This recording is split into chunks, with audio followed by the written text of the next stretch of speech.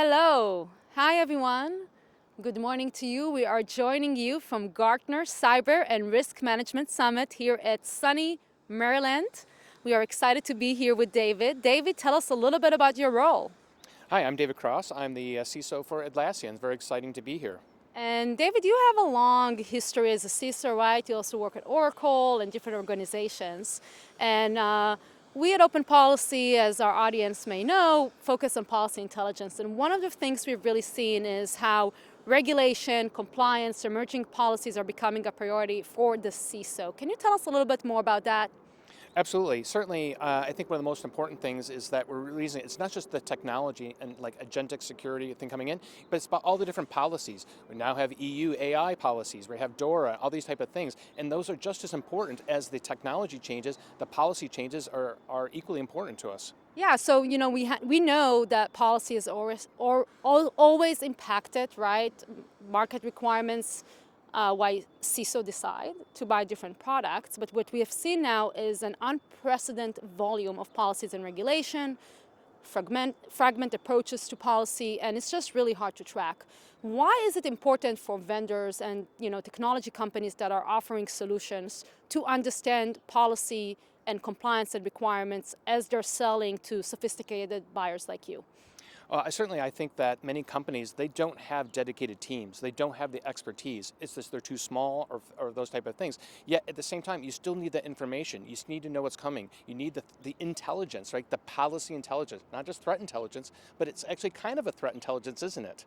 And I think that's very, very important. And so if you're not kept up to date, then you may not know what you can use, what you can distribute, or what changes you may have to make in your products or your technologies. Yeah, and the key thing here, I think, where large organizations, they have teams of experts. Like I used to be at Intel Corporation, they monitor the policy.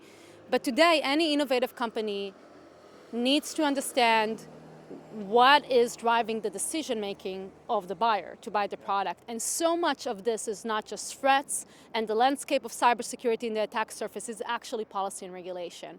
And so one of the key things we've actually done at OpenPolicy is we have started to work with large organizations like Snowflake and the US government, and we are also focusing on the importance of executives to be aware of policy. And not every organization has a really large government affairs team. So switching gears from that perspective of you operating as a cybersecurity executives, very large portfolio, right, at Atlassian, why is it critical to track policy?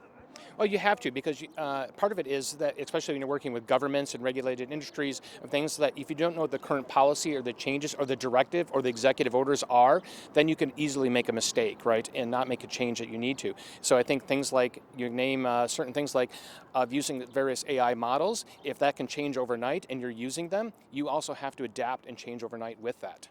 Yeah, that's a great example. So policy is impacting market access, is impacting the bottom line, it's potentially creating commercial risk, and we cannot have it potentially siloed, right? We need the information about policy to be proliferating in the organization, but also to benefit from organizational context. And obviously we at OpenPolicy, we use AI to scale the government affairs expertise. What are some of the promise that you see from using technology and AI to scale access to policy? Oh, absolutely. I think even if you have some experts in a company or organization, right, can you actually distill that to yourselves? How can you scale? So even one person, great. If you have one policy person inside the company, how can you possibly scale for all these changes and things coming around the world? You can't. And I think this is one of the benefits of AI and technology comes into play. Thank you so much, David. We are so honored to have you here. And of course, we at OpenPolicy are really excited to bring this new approach to scaling government affairs and knowledge about policy to all types of executives in the organization. And we really appreciate your time today. Thanks again.